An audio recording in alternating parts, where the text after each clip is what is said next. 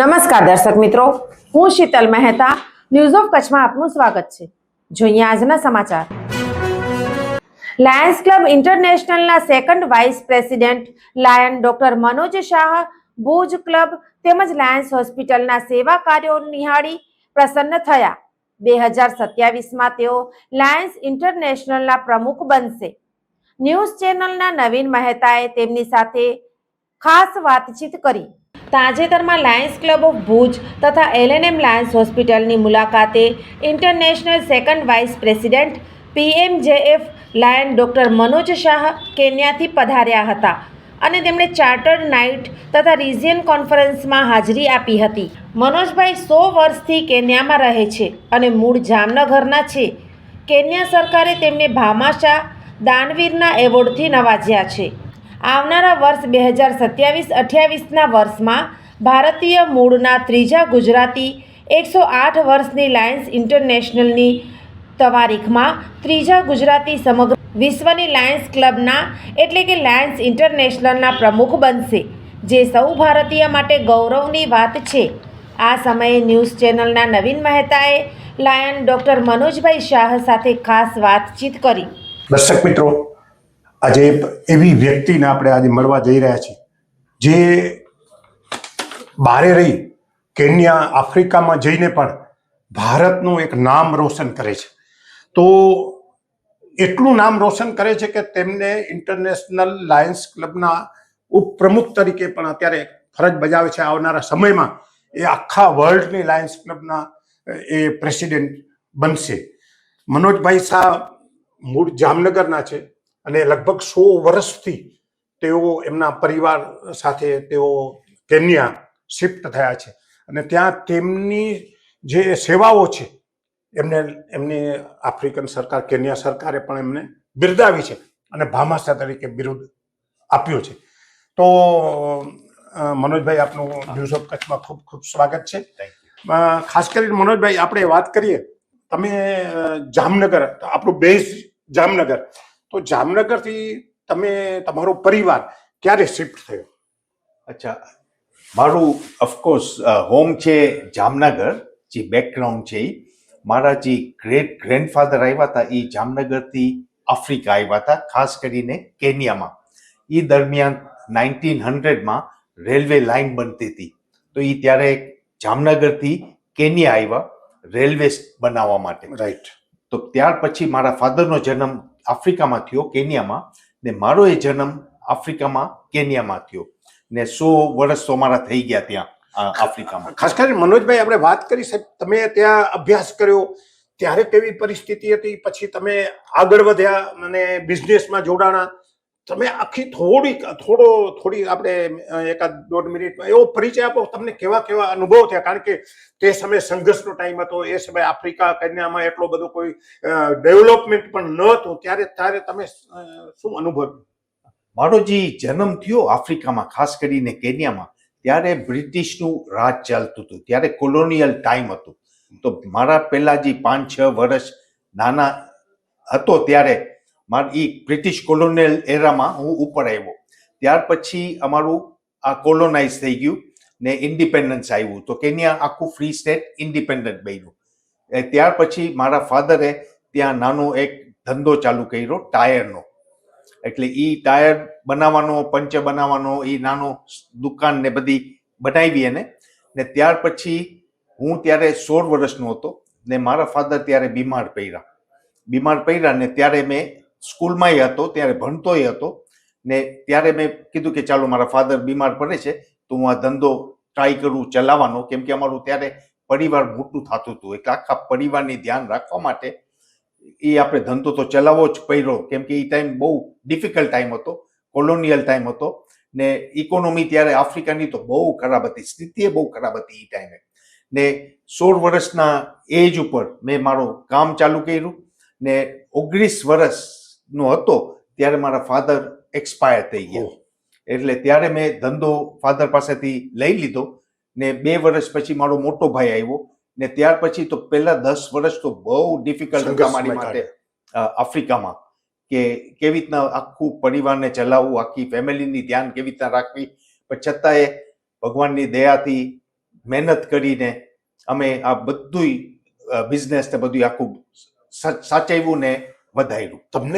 તમે 1 કરોડથી વધુ રકમનું દાન ત્યાં કને કોઈ સેવા કાર્યો માટે અથવા લાયન્સ ઇન્ટરનેશનલને આપ્યું છે અને ત્યાં પણ સેવા કાર્યોમાં આપ્યા છે. આપને ખાસ બિરુદ આપવામાં આવ્યું છે ભામાશાહનું, એ શું છે અને તમે એને કઈ રીતે લઈ રહ્યા છો, તમારો એ કઈ રીતે ગૌરવ? એટલે અમારું લાયન્સમાં છે ને મોટું ફાઉન્ડેશન છે, લાયન્સ ક્લબ્સ ઇન્ટરનેશનલ ફાઉન્ડેશન. એ અમારું જે ફાઉન્ડેશન છે એનું કોર્પસ બહુ મોટું છે ને એ બધી દુનિયામાં 200 કન્ટ્રીમાં જ્યાં અમારા લાયન્સ ક્લબ્સ છે, જ્યાં બી જરૂરત હોય ત્યાં ઓ લોકો મદદ કરે ને ત્યાં હેલ્પ કરે. ખાસ કરીને અહીંયા ભુજમાં જ્યારે આપણું અર્થક્વેક થયું ત્યારે અમારું લાયન્સ ક્લબ્સ ઇન્ટરનેશનલ ફાઉન્ડેશન પહેલું આવ્યું તો અહીંયા રિસ્પોન્ડ કરવા માટે. ને એ ટાઈમે મને યાદ છે કે લોકોએ $1 બિલિયન ઉપર આપ્યા હતા બધાય ઘર બનાવવા માટે, નાખી નગર ને સોસાયટી બનાવવા માટે, જેના બધા એના ઘર તૂટી ગયા હતા. એવી રીતના ત્યાર પછી તો ઘણા બધા ડિઝાસ્ટર થયા છે આખી દુનિયામાં. ને અમારું જે ફાઉન્ડેશન છે એ બધા ડિઝાસ્ટર્સને સપોર્ટ કરે છે ને એસિસ્ટ કરે છે. તમારા અહીંયા ભુજમાં કેટલી સરસ હોસ્પિટલ છે, LNM આઈ હોસ્પિટલ. એ આપણા ફાઉન્ડેશન, લાયન્સ ક્લબનું ફાઉન્ડેશન છે, એને જે સીડ મની આપ્યા આ હોસ્પિટલ બનાવવા માટે, આ મોતિયાનું કામ કરવા માટે, કેટરેક્ટ સર્જરી ને બીજું ઘણું બધું, ડાયાલિસિસ ને એ બધાને કેવી રીતના ફાયદો થાય એ અમારું ફાઉન્ડેશન કરે. ને એ ફાઉન્ડેશનને બધા પાસેથી અમે માગીએ કે તમે કેવી રીતના ફાઉન્ડેશનને સપોર્ટ કરી શકો. અચ્છા મનોજભાઈ, આપણે વાત કરી તો તમે 53 વર્ષ જૂની લાયન્સ ક્લબ ઓફ ભુજની મુલાકાતે આવ્યા છો. આજે શું ફીલ કરો છો? એની પ્રવૃત્તિ પણ આપે જોઈ હશે. આજે જે મને બહુ આનંદ થયો કે આ લાયન્સ ક્લબ જે ભુજ છે આજે 53 વર્ષ ઉજવે છે. આજે 53 વર્ષમાં લોકોએ કર્યું છે શું?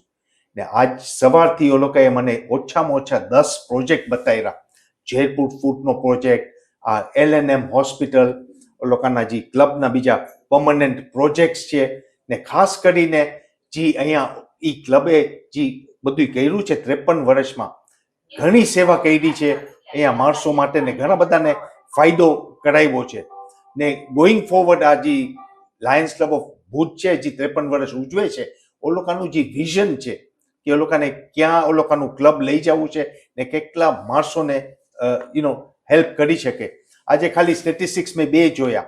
ઓ લોકોએ ખાલી આ છેલ્લા 3 વર્ષમાં 2,17,000 ડાયાલિસિસ કર્યા છે.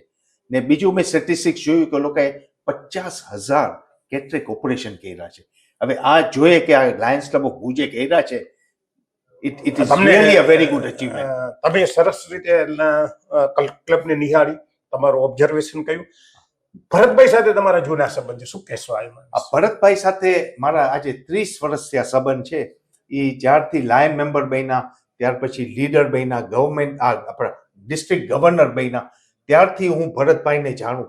Bharatbhai is a man of a golden heart. એનું જે દિલ છે ને એ સોનાનું બનાવેલું છે.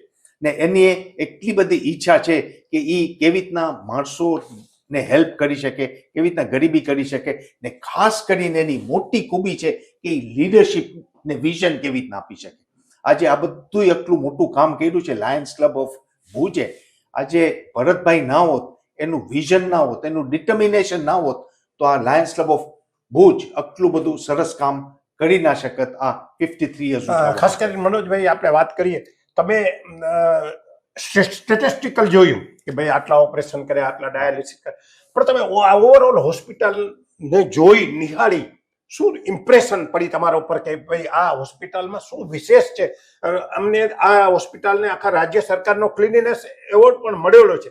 ત્યારે તમે આખા દુનિયા ફરેલા છો, ઘણી બધી હોસ્પિટલ પણ જોઈ હશે, તો આ હોસ્પિટલ માટે તમારી શું ઇમ્પ્રેશન છે? આપણે સ્ટેટિસ્ટિકલ વર્ક જોયું કે ભાઈ આટલું ઓપરેશન કરે, આપણે આ આખી ઓવરઓલ ઇમ્પ્રેશન શું છે? આજે LNM હોસ્પિટલ મેં આજે જોઈ, મને એવું લાગ્યું કે આ જે હોસ્પિટલ છે એ one of the best hospitals છે, નોટ ઓનલી ઇન ઇન્ડિયા પણ ઇન અવર લાયન્સ વર્લ્ડ. મેં ઇન્ડિયામાં ઓછામાં ઓછી 150 હોસ્પિટલ જોઈ છે જે લાયન્સ ક્લબ્સ ચલાવે છે. એમાંથી આ LNM નો તો નંબર 1 આવે જ, કેમ કે આ જે હોસ્પિટલ છે જે એનું આ બધું ચોખ્ખું રાખ્યું છે, ક્લેનલીનેસ છે, હાઇજીન છે, જે પ્રમાણે લોકોએ સિસ્ટમ બધી ઇમ્પ્લિમેન્ટ કરી છે, આખું કમ્પ્યુટરાઇઝ કર્યું છે, રેકોર્ડ કીપિંગ ને પેશન્ટ્સની જે પ્રમાણે આ લોકો ધ્યાન રાખે છે, અનબિલિવેબલ.